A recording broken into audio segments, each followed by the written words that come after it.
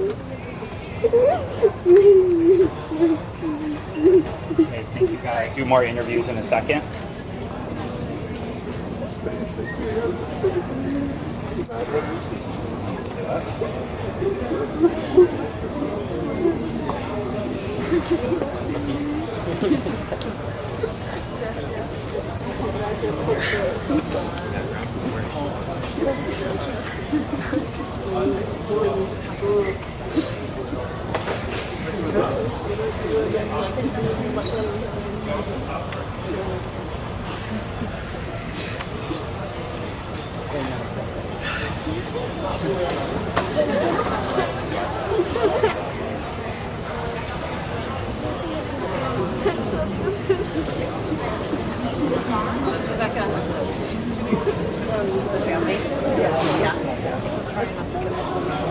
Okay, we're gonna get.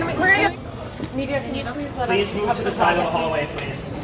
Let's have some discretion in this moment.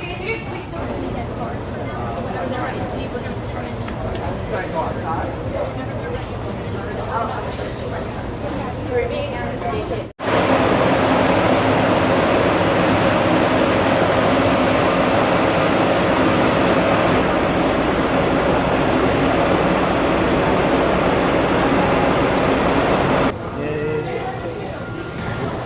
I'm going to just get a video.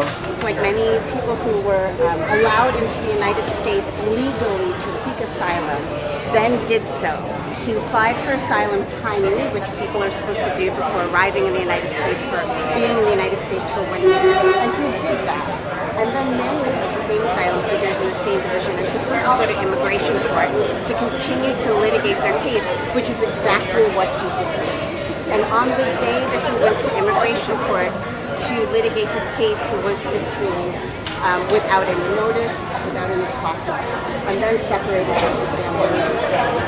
At that time, NYLAG took over his case to litigate the habeas petition, which was filed here in the Southern District of New York, while he also had to continue to litigate his asylum claim in Texas, where he was removed. So there are many different pieces, one of which is resolved because he's coming home, but the other, the immigration court piece, we will continue to fight for his asylum claim, continues.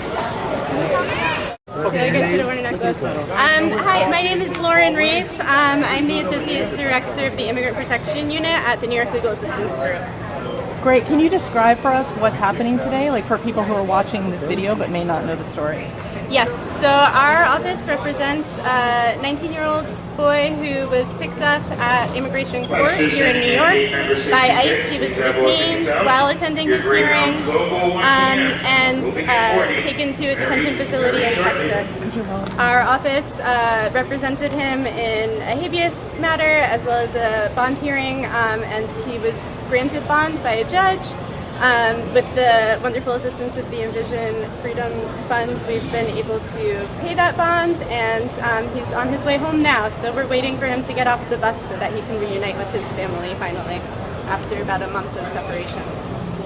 Super, can you tell us a little bit more about how you secured the release? I know it was the bond. Talk about any of the legal arguments or the due process.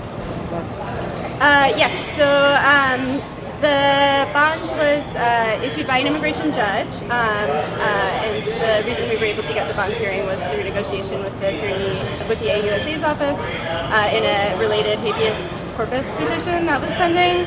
And so we were able to argue and establish to the court's satisfaction that this boy, who is a student, who has no criminal record, who was attending his court hearings, is in fact not a danger to our society, nor is he a flight risk, which is obvious to all of us. No criminal record, outstanding student, here with his family, was literally complying with his legal obligations at the moment he was detained. He had just finished a court hearing where he had been given another date to attend.